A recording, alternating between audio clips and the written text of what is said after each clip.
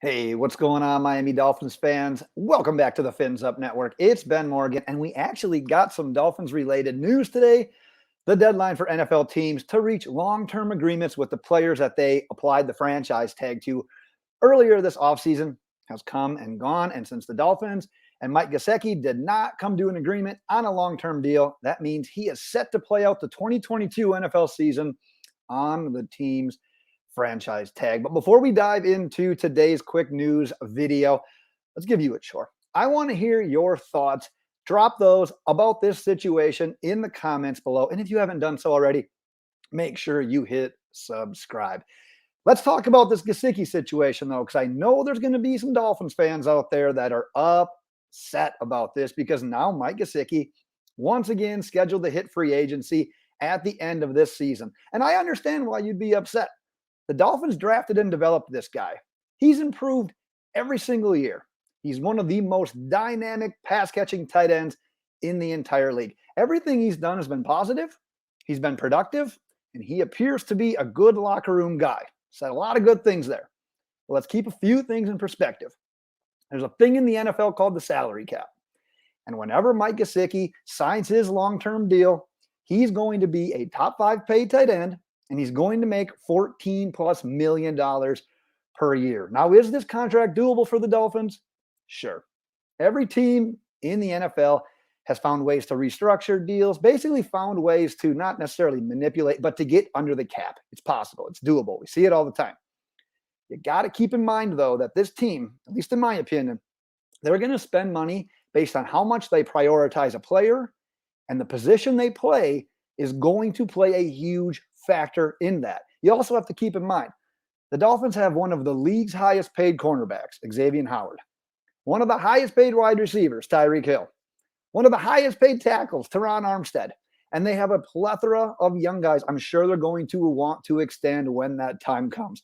Jalen Waddle, Robert Hunt, Tua Tagovailoa, based on how this year and everything plays out.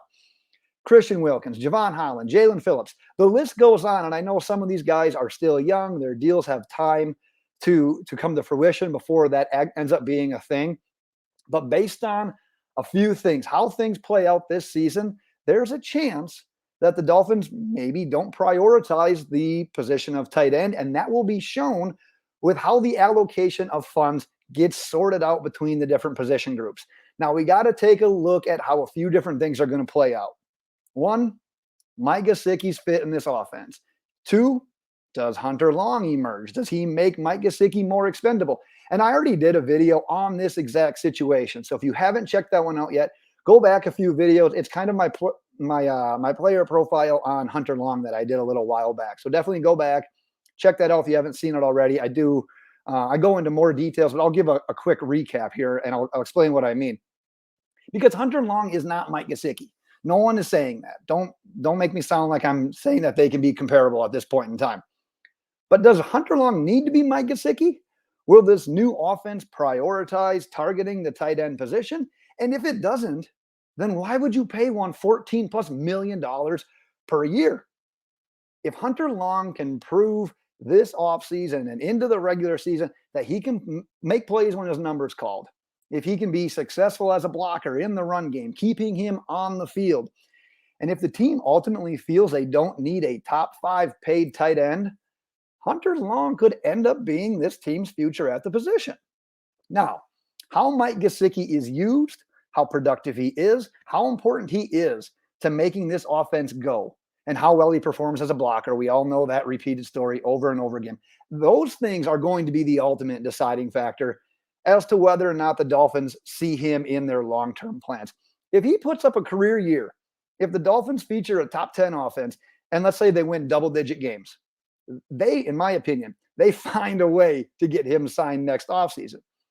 But if they ask him to block a bunch, and if he struggles with it, if he can't stay on the field because of it, if the offense is, let's say, top 10 again, but it comes without great production from the tight end position, if Hunter Long shows some growth this offseason, this year could be it for Mike Gesicki.